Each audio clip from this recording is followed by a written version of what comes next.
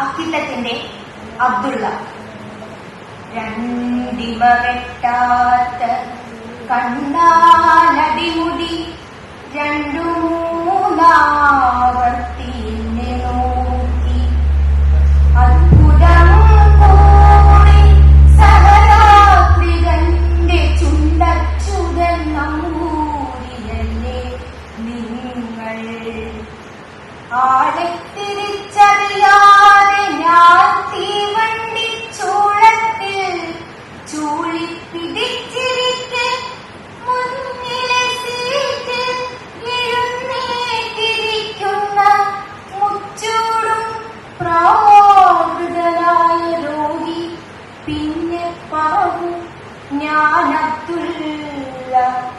തീവണ്ടി പിന്നോട്ടായി പാച്ചിലെന്റെ ബോധം 50ഓളം കൊല്ലം മുമ്പത്തെ സ്കൂളിലെ സമ്പന്ന വിദ്യാർത്ഥിതൻ പ്രസാദം മുന്നിൽ തെളിഞ്ഞു വിടരവേ കണ്ടതു നന്നായി അങ്ങോട്ടെൻ ഹസ്തദാനം.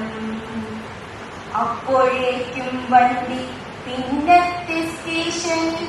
അബ്ദുള്ള കാണുമോ നീരിൽ നമ്മൾ നിർഭയാശുക്കളായി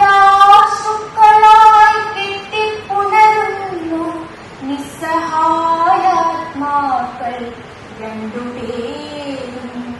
വായിലുദിച്ച മധുരം ഒഴിച്ചു ഞാൻ വാരിൽക്കലോളം അനുഭവിപ്പൂ.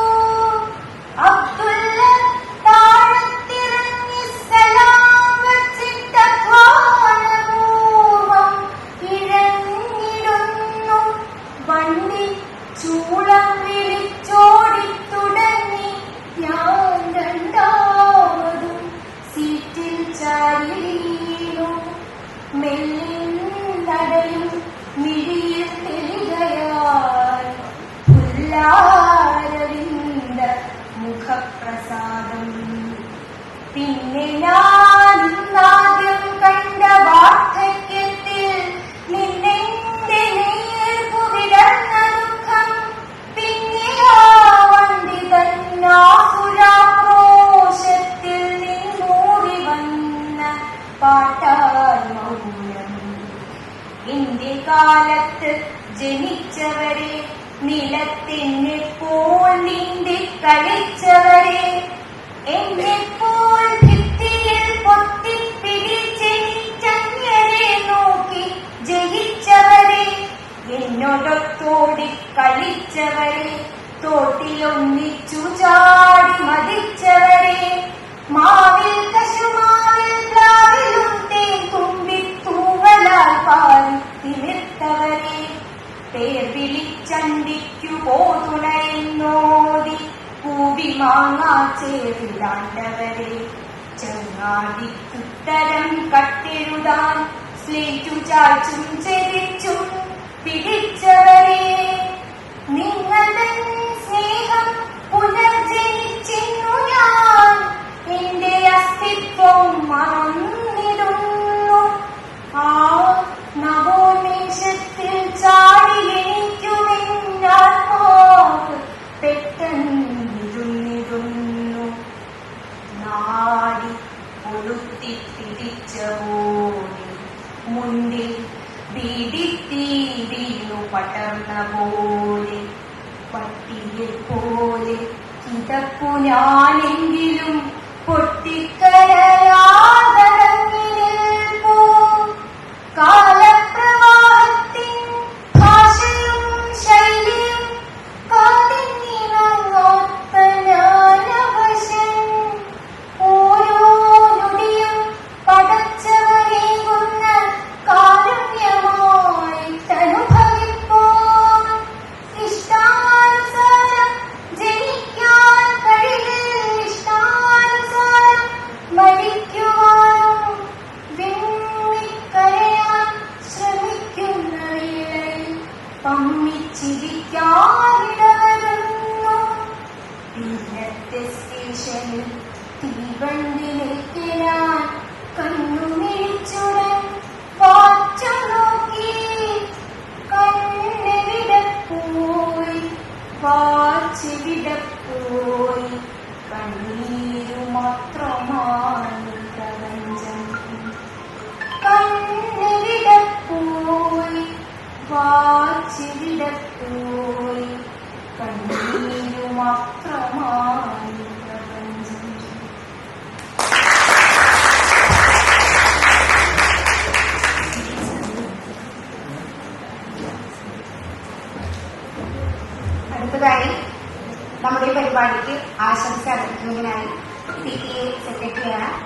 ഡോക്ടർ MS മുരളി സാറിനെ വേദിയിലേക്ക് ക്ഷണിക്കുന്നു.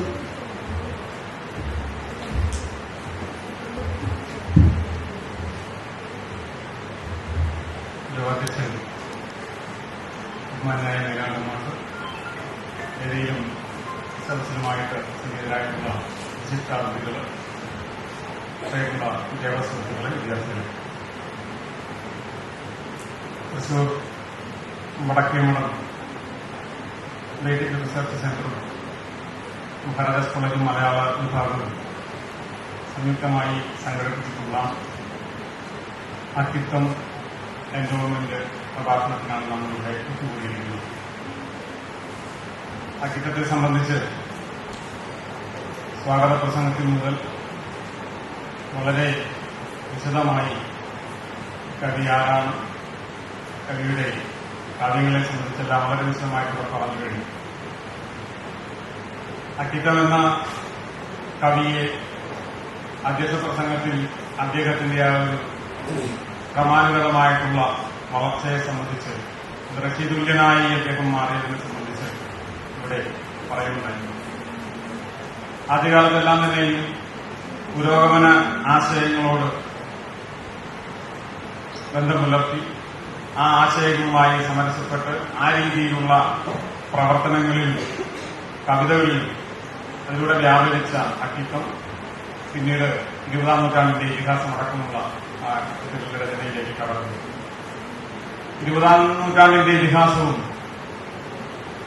ഇടിഞ്ഞു പൊളിഞ്ഞ ലോകവും പണ്ടത്തെ മേശാന്തിയിലൊക്കെ മാറ്റി നിർത്തിക്കൊണ്ട് മലയാള കവിതയെക്കുറിച്ച് നമുക്ക് സംസാരിക്കാനായിട്ട് കഴിയില്ല എന്നുള്ളതാണ്. ഇവിടെ സംസാരത്തിനിടയിൽ ഇപ്പോൾ സിലബസുകളിൽ അക്കിത്തത്തിന്റെ കവിതകളില്ല എന്നുള്ളതിനെ സംബന്ധിച്ചൊക്കെ പറയുണ്ടായി. മഹാരാജാസ് കോളേജ് ഒരു ഓട്ടോണമസ് കോളേജാണ്. ഇവിടുത്തെ സിലബസിൽ, ഒരു 5 വർഷ സിലബസിൽ പണ്ടത്തെ മേശാന്തിയും 20-ാം നൂറ്റാണ്ടിന്റെ വികാസവും ഉണ്ട് എന്നറിയിക്കുകയാണ്. കാര്യം പൊതുവെ പുതിയ സിലബസ് രൂപീകരിക്കപ്പെടുമ്പോൾ, സിലബസ് ഉണ്ടാക്കുമ്പോൾ അങ്ങനെയുള്ള പഴയ കവികളോടുള്ള ഒരു പുതിയ കവികളെ കൂടി ഉൾപ്പെടുത്തുന്നത് കൊണ്ടാവാം, ഒരുപക്ഷെ ഉണ്ടാവാം. പക്ഷേ മഹാരാജാസ് കോളേജ് ഇപ്പോഴും അതിൽ നിന്ന് മാറ്റം വന്നിട്ടില്ല എന്നുള്ള കാര്യം അറിയിക്കുകയാണ്. 20-ാം നൂറ്റാണ്ടിന്റെ ഇതിഹാസത്തില് അതിലേക്ക് വരികൾ ശ്രീ ശിവകുമാരമുഖത്തല ഇവിടെ ചൊല്ലുണ്ടായി. തിരിഞ്ഞു നോക്കിപ്പോകുന്നു ചവിട്ടിപ്പോന്ന ഭൂമിയെ, എനിക്കുമുണ്ടായിരുന്നു സുഖം മുറ്റിയ നാളുകൾ. ഒരു കണ്ണീർ കണം മറ്റുള്ളവർക്കായി പൊഴിക്കവേ, ഇടുക്കിയാണ് ആത്മാവിൽ 1000 സൗരമണ്ഡലം. ഒരു പുഞ്ചിരി മറ്റുള്ളവർക്കായി ചെലവാക്കവേ, ഹൃദയത്തിലുണ്ടാവുന്നു നിത്യനിർമ്മല പൗർണമി.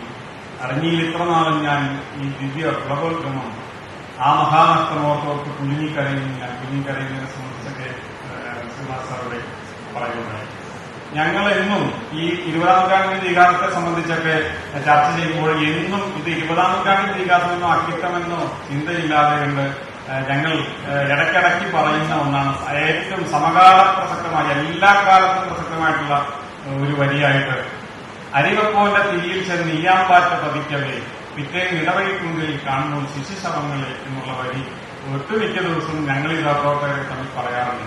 എന്ന് പത്രം നോക്കിയാലും എവിടെ നോക്കിയാലും ഇത് മാത്രമാണ് വാർത്തകൾ. അരിവപ്പോന്റെ തീയിൽ ചെന്ന് ഈയാമ്പാറ്റ, അത് പ്രേമത്തിന്റെയോ പ്രണയത്തിന്റെയൊക്കെ ആ ഒരു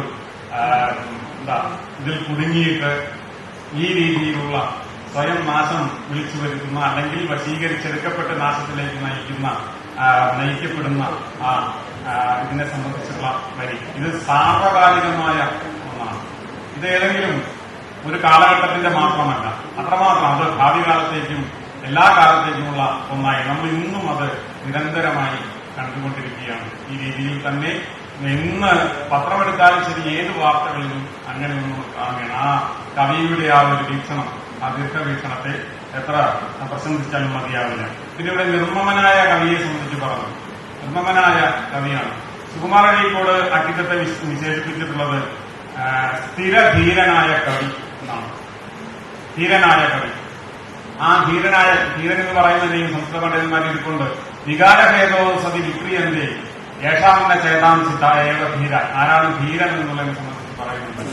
വികാരഭേദുക്കളുടെ നടുവിൽ നിൽക്കുമ്പോഴും, അതിനു മാത്രം നടുവിൽ നിൽക്കുമ്പോഴും നിർമ്മമനായിരിക്കുന്ന, അതിലൊന്നും ഉൾക്കൊണ്ടുപോകാതെ നിർമ്മമനായിരിക്കുന്ന എന്നാൽ വളരെ കൃത്യമായി വാങ്മയ ചിത്രങ്ങളിലൂടെ ആമാശയത്തിലെ സൂചിയോ അരിവെപ്പോന്റെ തീയിൽ ചെന്ന് ഇയ്യാമ്പാറ്റ പതിക്കലോ അങ്ങനെയുള്ള കൃത്യമായിട്ടുള്ള വാങ്മയ ചിത്രങ്ങളിലൂടെ പറയേണ്ടത് പറയുകയും ചെയ്യുന്നു. എല്ലാ കാലത്തേക്കും വേണ്ട ആ ഒരു വീക്ഷണം, എല്ലാ കാലത്തെയും ഒരു തത്വം ഉൾക്കൊണ്ടുകൊണ്ടുള്ള ആ ഒരു വീക്ഷണം യഥാർത്ഥത്തിൽ അക്കിത്തത്തിൽ കാണാം എന്നുള്ളതാണ്. ഞാൻ ദീർഘമായിട്ട് പ്രസംഗിക്കുന്നില്ല. ഇങ്ങനെയൊരു പരിപാടി മലയാള വിഭാഗമായിട്ട് സഹകരിച്ചുകൊണ്ട് ഈ രീതിയിൽ ബ്രഹ്മസമ്മേളനം വേദിക് റിസർച്ച് സെന്റർ സംഘടിപ്പിച്ചതിനുള്ള ഇവിടുത്തെ ഒരു അധ്യാപകൻ എന്നുള്ള നിലയിൽ എന്റെ സന്തോഷം അറിയിച്ചുകൊണ്ട് ഇനിയും ഇതുപോലുള്ള പരിപാടികൾക്ക് മലയാള വിഭാഗത്തെ തെരഞ്ഞെടുക്കണമെന്ന് വേദിക് റിസർച്ച് സെന്ററിനോടും ബ്രഹ്മസമ്മേളനത്തോടും ആ ഒരു ആഗ്രഹം കൂടി പറഞ്ഞുകൊണ്ട് എല്ലാ ആശംസകളും പരിപാടികൾ നടന്നുകൊണ്ട് അവസാനിപ്പിക്കുന്നു. നന്ദി.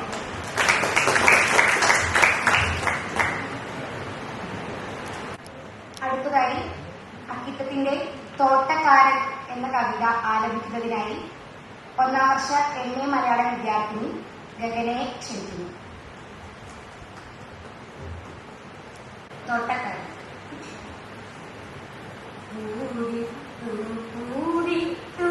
ഞാനിന്റെ മുറ്റത്ത് പാതി മുളപ്പിച്ച കാരിതാരം